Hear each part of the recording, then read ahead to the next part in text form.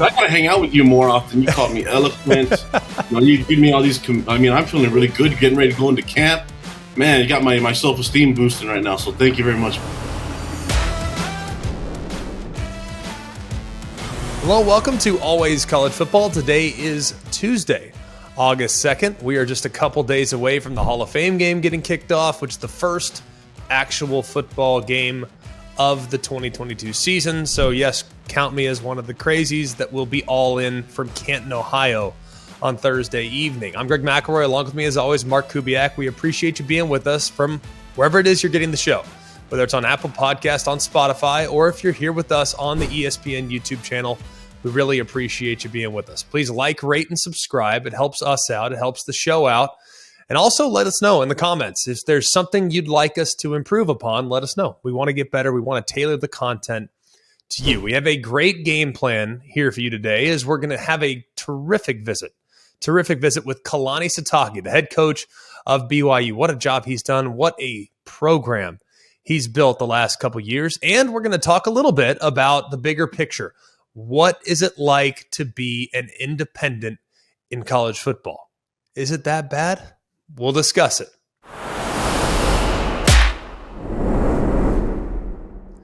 All right, we're joined now by one of my favorite coaches in America. He knows it. I've told him this in person. He is Kalani Sitake. He has done a remarkably good job at BYU. And what a season he's coming off of. The last couple years have been phenomenal. Coach, thanks so much for the time. Oh, thanks for having me on. You're one of my favorite guys, as long as I don't have to defend against you, So I'm just happy to be on here and talk ball, man. Appreciate it. No, it's great, man. And we've called your games the last couple of years, and we've been around your program, and we've seen it up close. We've seen some of the most miraculous games.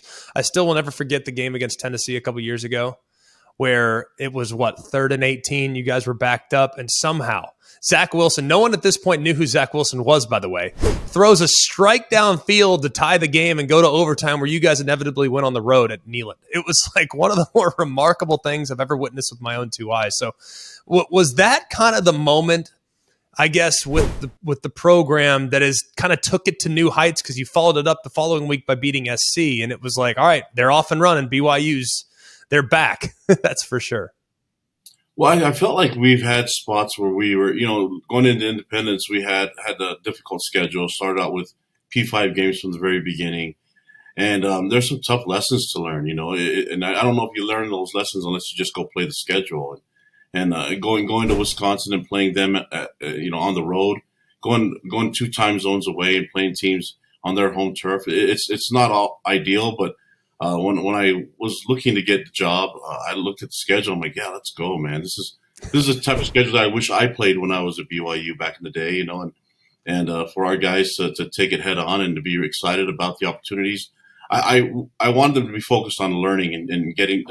Going against these behemoths, it's a different thing when you say, hey, we need you guys to be strong and big, but you go against big O linemen, D linemen, and you're like, yeah, there's nothing better than the experience of going against that. And then you learn in the off season, get bigger. And I think the experience has been the key for our guys. And I'm really appreciative that we have an administration that allowed us to go play these games and the support that we had.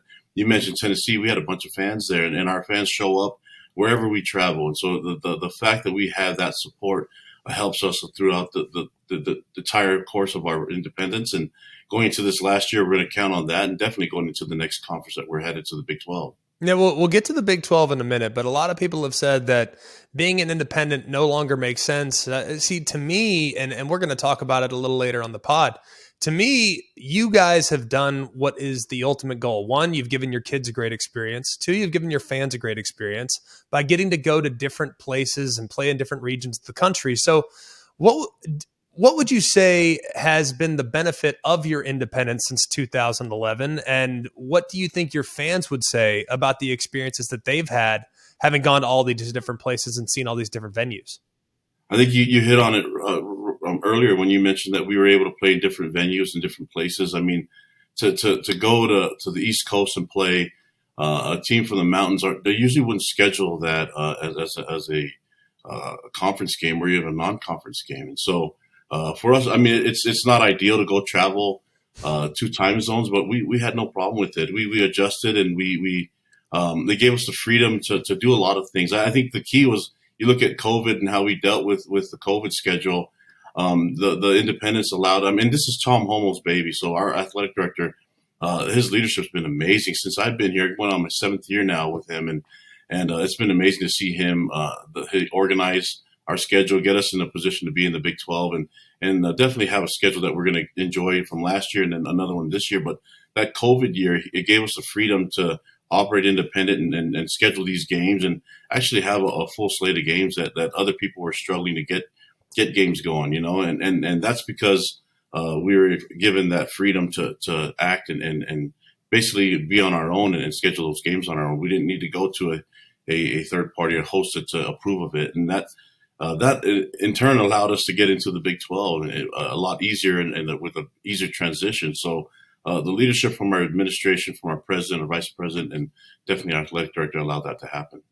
I want to go back to the COVID year for a hot second because I don't think there's many people that know when you guys said anywhere, anytime, you literally meant it. We were calling the game. It was Oklahoma against West Virginia, and it was going to be on, I believe it was ABC Prime. It was going to be a big, big platform. Oklahoma had way too many positive tests. They couldn't play, and you guys were actually trying to effort to get your guys back because you had just released them. You guys had a bye week. You had just released all your players to go home, and you were like, we can go play West Virginia. Let's go. There was something along the lines of that. Do you recall that story? Do you remember what that was like? And, getting that call like, hey, we have a chance now to play against a P5. Do you guys want to do it? And kind of the challenges of trying to get everybody back on campus so that you could potentially test and then go play a game with like 3 or 4 days notice. It was insane. So do you remember that moment and the chaos that was? Yeah, of course. And I mean, it just goes to show you can, if you're ready to just get a bunch of guys together, you can play the game anywhere, anytime. And I'm just thankful that our administration had the same vision as our players did. I mean, we finished our bowl game against UCF, and it was early in December, and our players were like, hey, is there any chance we can play in another bowl game? And I'm like, I don't know, but we'll check and see. But to have a team that's ready, just wants to play ball, it worked out. We won quite a few of those games, but we went to Coastal Carolina and lost that game. That was difficult to get ready for. But man, I was so proud of our guys, and just the opportunity to go love ball and play. It was really cool, So that year was a lot of great memories. But more than anything, it's just like, hey, be ready for whoever we're going to play, and just just for our guys, it's just that mindset of like, let's just go play ball. It was a little bit like when we were kids. Trying to ground up all the kids, all the neighborhood to go play ball, and that it was a kind of like a cool little a good breath of fresh air for all of us to just go play ball when so many things that we took for granted, including the game of football, were taken and hurt us with the COVID disruption. Now, I want to talk about this year's schedule because COVID was so crazy, but it feels like forever ago, to be honest with you, what you guys did last year and what I think you guys will do this year. I'll get to the roster in a minute, but your schedule, I mean, it is like a tour of BYU, man. I mean, you guys are going every single corner of the country, South Florida, Oregon, at Liberty, at Boise, at Stanford. You got Notre Dame and Vegas. I mean, how great is that for a fan base like yours that's national, where you have fans all over the country, to be able to go to them and play in potentially their neck of the woods and make it a little bit easier for them to come see the BYU Cougars wherever it is that they live? Yeah, that's been such a huge advantage for us to see our fans, and our players are so appreciative of the support that they get, and so it's nice, regardless of the outcome of the game. We want to entertain them and have a lot of fun and put them in different venues and say, hey, this is an opportunity to meet people from different parts of the country, and they can be hostile as what our guys just love the game, and they love the environment of college football. There's nothing like it, and so for them to have these experiences in different places like Florida and different places like going out to Virginia to play Liberty and you mentioned Oregon and all these the different places. I mean, all that's in 1 year, and the guys it's going to give you great memories but the opportunity to see our fans in different parts of the country, that's the key for us. And That's been one huge benefit of the independent schedule, is that we're able to see our fans all over the place, and we love our fans at home too. But it's being able to connect with our fans everywhere, and then playing that game in Vegas. We feel like we have a bunch of fans there, and it's going to be a special game against Notre Dame, their Shamrock Series, and so just honored to be part of this game, man. I'm lucky, and I feel honored to be doing this for a job. I get to be around great young men, and we get to compete against other people that are like minded, and share the field with them. And so we're really looking forward to having great sportsmanship and playing the game and honoring it as much as we can, and hopefully getting as many victories as we can as well. Well, it's just amazing the perspective that you get, and obviously you are so closely connected to BYU. You played there. It obviously means a lot to you to represent, and like you said, I think it's genuine. I think you are so genuine when it comes to you talking about the love of program, being able to represent, entertain, all that stuff being just so important. BYU is one of those rare places that recruits itself. There's only a handful out there. BYU, I think, is one of them. And being a faith-based institution, how does that benefit you on the recruiting trail as you guys go all over the country and even in some cases internationally to go find players? How does BYU's recruiting pitch change, I guess, in the modern era now with NIL and other things being used on the recruiting trail? Does your recruiting pitch change whatsoever, even though the landscape's changed? No, our recruiting pitch will be in line with the mission of our university and the mission of our church, and so that's going to be the key. And we're open to recruiting every individual that will want to be a part of this program.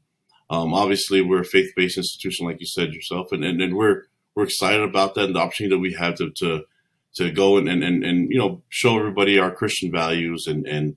Our guys aren't perfect, but man, when we play the game of football, we have a lot of fun and we try to enjoy it as much as we can. But and that's the way we can show gratitude in this world, is to enjoy life and have a positive outlook on everything. And so I think the recruiting pitch is right in line with what we're trying to do. So the NIL and all these other things that could be distractions, they're actually been a benefit for us, and they're more of a filter where we're trying to get our type of guys that fit our program. Whether they're members of the church or not. I mean, we have a good number of players that are here that believe in these values and want to live this disciplined life. I mean, if you love ball, this is the place to be. You avoid all the distractions. And we had an opportunity to have Andy Reid, who's an alumni, come here and speak to the team.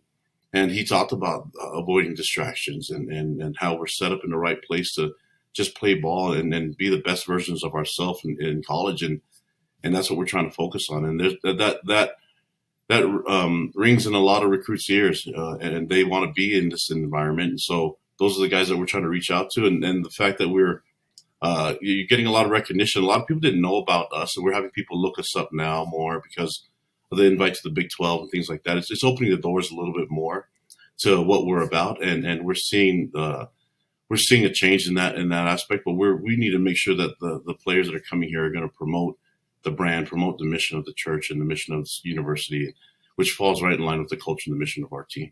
You're the first coach I've talked to that's brought up NIL and actually it being a benefit in providing clarity to the type of player that they want to recruit. That's interesting. I just hadn't thought about that. That's fascinating. You referenced the inevitable move to the Big 12 and how that maybe has opened doors for you at recruits' homes and things like that.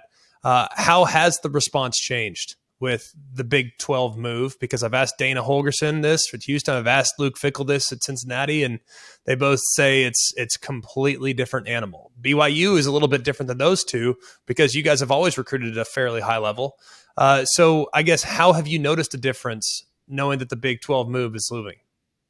Well, I think just to kind of echo what they've mentioned is that there's more talk and buzz about BYU, about the new addition to the Big 12, those schools, Cincinnati, and with Houston and with UCF and ourselves. It's because there's a lot of people talking about the buzz now. People are like, well, maybe I should look up the school from Provo, Utah, and that's in the mountains, and check it out and see what they're about. And then so with information being so readily available, recruits now can just get online and figure us out. They can look up clips and see interviews of myself and our coaches, our offense coordinator, our defense coordinator. They can find out more about our schemes.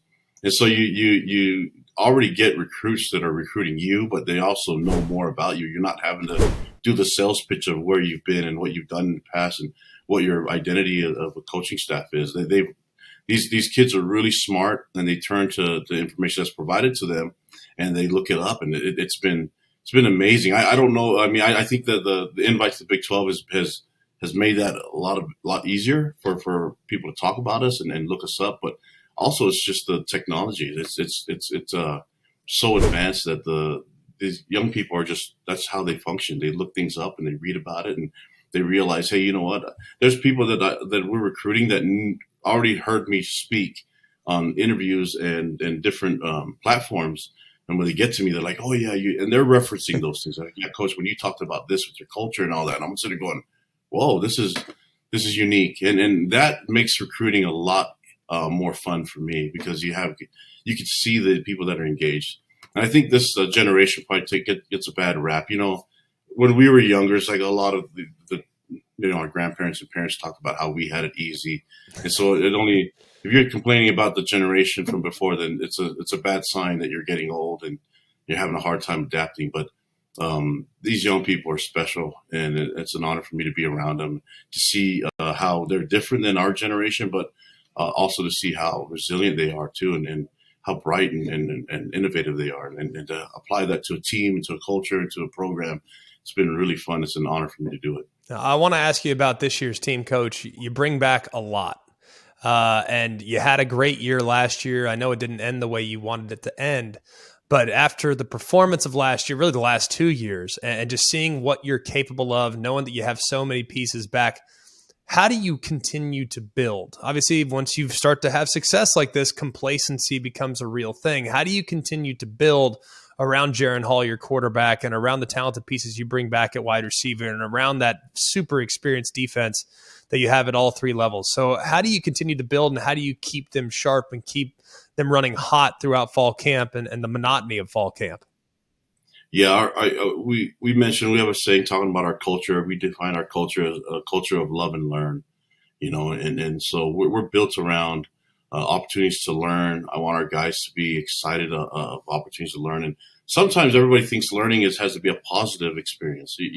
You learn how hot a stove can be just by touching it when it's burning, right? And so there's some lessons that you can learn that are a little bit painful and they're a little bit harsh, even like a loss.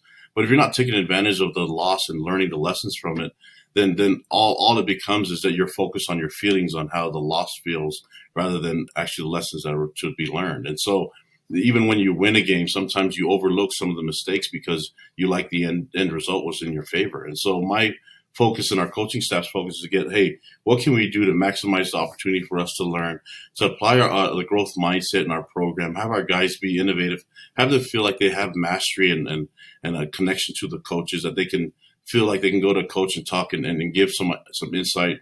Some of our best plays come from our players and their the imagination that they have. And some of the wackiest ones I've seen that we've turned down to come from our players too. But the key is that we want them to think, and I want them thinking about ball, man. I want them to have fun with it. And hopefully that can apply to a lot of things that they do in life. I don't want them to be worried about embarrassment or shame and things like that, because that only gets in the way of learning, so we're really built on trying to find ways to maximize opportunities to learn, but also to love each other and appreciate each other, show gratitude to our fans and to our families by the way that we play the game and the way that we interact with others. And then, and we're going to fall short in a lot of different areas, but when we do, making sure that we learn from it and try to make sure that we get better, become a better person because of it. All right, Coach, we'll get you out of here with this. We appreciate so much the generosity that you've shown us with your time, and we know that you have an exciting couple weeks of fall camp coming up, but I got to ask you, and we always do this at the end of every interview, we ask kind of like, not a gotcha question, but a question that's kind of fun. So here's the question for you. Last year you beat Utah. But in preparation for this interview, I'm going back and doing some due diligence. And the first picture that I saw show up when I typed in Kalani Sitake was you wearing a Utah shirt. Now, I know there's no love lost between the programs. How is it that you were able to put on that Utah shirt knowing that you are such a diehard man that loves BYU? How were you able to go to the dark side for a couple years as one of their assistant coaches? Okay, listen, I love Utah. and I love the 10 years that I spent there. The wonderful relationships that I made there, and the friendships that I carried on to now. And so I have a lot of love for that program, and it helped me get to where I'm at now. I was playing here at BYU with my little brother, and then our oldest brother was at Utah. So the family has kind of crossed lines in the rivalry here and there. But to have a relationship for me, when my head coach Lavelle Edwards had a relationship with Ron McBride, who's the head coach at Utah, and they're good friends, to see that camaraderie and the fact that I had a brother playing on that team, a lot of friends playing on that team. It's unique and it's different. Now, listen, when we played against each other, it was like we want to win, right? But afterwards, it's kind of cool to have that connection, the camaraderie, and the brotherhood that we shared with them in this rivalry game. And we're in the community, and it's been awesome to see our players and from BYU and players from Utah connect and do a lot of service in the community. That's been really cool. I see what they're doing. They're doing some really good things. And, Kyle Whittingham is a great friend of mine and a great mentor to me. So I'll always have appreciation for them. And that fan base has been amazing. I grew up a BYU fan, but I always appreciated college football, and I always watched as much as I could.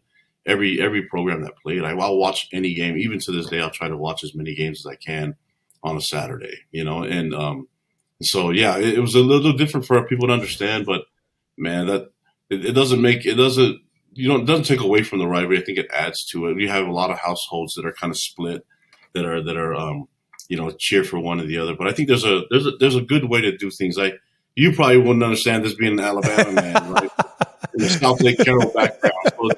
So you've been just tons of rivalry in your life from high school to college. But I think the best thing for us is I want to beat Utah, but I wish they can win the rest of the games. That's what I want. And I've said this before. There's nothing wrong with wishing good things for good people, and if you wish bad things on bad people, it can only hurt your soul. And so we're trying to. I think you can live with a good mindset. And I don't expect fans to understand that. I think they can do it. And I don't tell fans how to act or how to do it, but might as well just try it. It's a lot of fun, And as long as we can find some common ground, which is choosing to cheer for the Utah Jazz, is what we want to do here. And we can find some common ground in a lot of different places. I went to the Garth Brooks concert up at the Rice Eccles Stadium, where Utah plays, and there are fans from all different places. I saw hats from all different schools there, and we're all there cheering and singing every lyric to the Garth Brooks songs. And so it's a lot of fun, and that's what college football is all about. We can enjoy it, but you can actually enjoy the rivalry games. You need two teams to buy into it to make it work. And I think there's ways that there's some hostility, but there's a good way that you can do it with a lot of love too. Well, there's no denying that you are one of the best people in college football, because that was the most eloquent answer in showing respect, yet also saying how badly you want to beat them when you tee it up this season. That was awesome, Coach. I mean, I support completely where you're coming from. I think it's good. I gotta hang out with you more often. You call me eloquent. You give me all these. I'm feeling really good, getting ready to go into camp. Man, you got my self-esteem boosting right now, so thank you very much, Greg. No, thank you so much, Coach. We really, really appreciate it. And next time we have you on, I expect you to sing word for word Friends in Low Places from Garth Brooks, just to reenact what we saw from that concert. You think you can do it for us next time?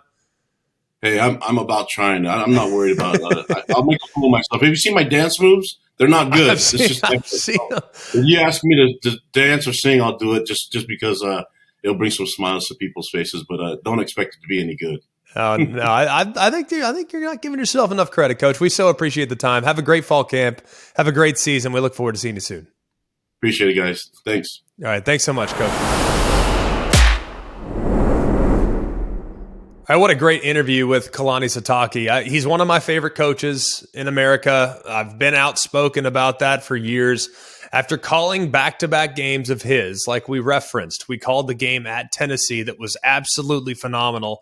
That was Zach Wilson's coming out party, and then called the game the following week when they beat USC. I remember from that point forward, I was like, this is my guy. I would play for this guy. He is just a player's coach through and through, but also has a certain level of respect and a certain level of accountability that's expected, obviously, within his program. So just an amazing visit with him. So really appreciate the time. Look, BYU is an independent. And a lot of people feel like, well, we talk about Notre Dame, so apply however you want to apply. We refer to independence as the bigger picture, not just BYU, not just Notre Dame.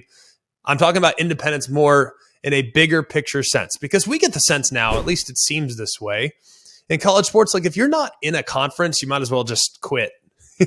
That's the way some people have kind of phrased the world of independence. I don't think it's fair, first and foremost. And I know that even though recent examples might disprove that notion of, hey, well, you're kind of behind if you're an independent, I don't think that's necessarily the case. Look at what BYU has done. Let's just talk about them for an example. We'll get to Notre Dame and we can, talk about their situation here in just a minute. But let's look at the schedule that they've been able to provide their fans over the last handful of years. BYU, of course, remember a few years back, the SEC, some other leagues, they said you got to play an out-of-conference Power 5 opponent. Well, BYU said, all right, we're up for it. Let's go. We'll play you. And they counted as a Power 5. So as a result, they've been fortunate to create a lot of very interesting matchups for their fans. Let's talk about a few of those. They've gone to Ole Miss. They've gone to Texas. They've gone to Notre Dame. They've gone to Wisconsin. They've gone to Nebraska, Michigan, Mississippi State, Washington, Tennessee, Baylor, and USC. They've gone and given their fan base road trips to every single one of those environments. Isn't that the goal? Isn't the goal to provide the most compelling matchup possible on a week-in, week-out basis? Isn't it to provide interest and intrigue for your fans? Has there been a team that's been more willing to play in difficult environments than BYU in recent years? Because there's not many off the top of my head. Look, Notre Dame has built-in rivalries. Stanford comes to mind. SC comes to mind. Of course, they've abandoned a few other rivalries along the way. They don't play Michigan on an annual basis anymore. They do every once in a while. They don't play Michigan State. They obviously have Notre Dame, Ohio State this year, but it's not like they're playing Purdue and Indiana and all these other schools that would long be considered rivals. They're now playing with the ACC, and 5 of those games a year aligned with the ACC are beneficial to help fill out the schedule. I think it's difficult to schedule nowadays, by the way, in college football, especially when you're a team that's very capable of beating the opposition. For instance, I think it's tough for BYU to schedule sometimes because they're dangerous. If they were a punching bag, yeah, we'll play them. But no, they could go into your house and push you around and ultimately get the win. Just as Tennessee, just as USC, just as some of the teams in the Power 5 they've beaten in recent years. Also got to acknowledge that BYU, with their ultimate flexibility, they've had games at the Superdome against LSU. They've gone to FedEx Field and played against West Virginia. They also had, later this year, they have a neutral site game against Notre Dame in Las Vegas. So I think that while we acknowledge that being an independent in the future for college football is probably going to get increasingly difficult. It's probably going to be tougher 5 years from now, 10 years from now. And if, for whatever reason, the Big Ten and the SEC pull away, it might be impossible to be an independent. But in the immediate, in 2022, being independent is pretty awesome.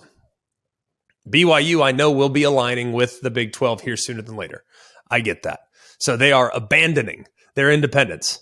But in the time that they've had it, for the last 10, 12 years, have they provided a lot of very intriguing opportunities for their fans to consume BYU football? The answer is yes. So let's not totally cast judgment on teams that choose to go independent. I'm looking at you, that everybody that's saying, well, Notre Dame, they got to join a league. I get that. Believe me, there are things about Notre Dame that frustrate me as well. I'd love to see them play a 13th game every year. Last year, I would have loved to have seen them play against the Cincinnati. I'd love to see them figure out a way to play against the top group of 5, or the team that might be considered the best team that's not playing in a conference championship game. Think about a couple years ago. How great would it have been? I know, let's just forget the fact that Notre Dame in this particular season that I'm going to discuss, they played against Clemson in the ACC championship game. But let's just say that this was a normal year and they weren't in a conference championship game. Let's say they played Texas A&M, who at that time was 9-1. The winner, they get to punch their ticket to the college football playoff. That's something I could get on board for. But hey, If ultimately it's about serving the fans and ultimately it's about creating quality matchups, Notre Dame and BYU and every other team that's been an independent in the last few years, they, for the most part, have been able to provide that. So I will not judge. Not in 2022. I will not judge those that are independents. I will applaud those that are independents. And then when they inevitably align with a conference, we'll discuss that move down the road.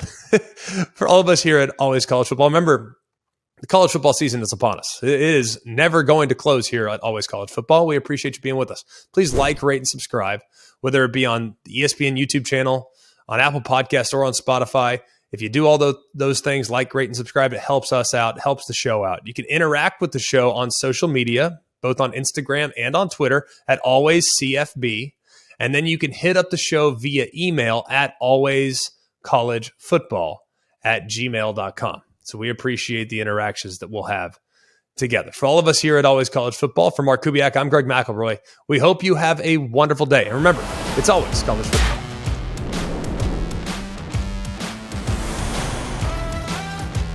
Hey guys, it's Greg McElroy. Thanks for watching Always College Football. Make sure you like, rate, and subscribe to ESPN's YouTube channel and wherever you listen to your podcasts.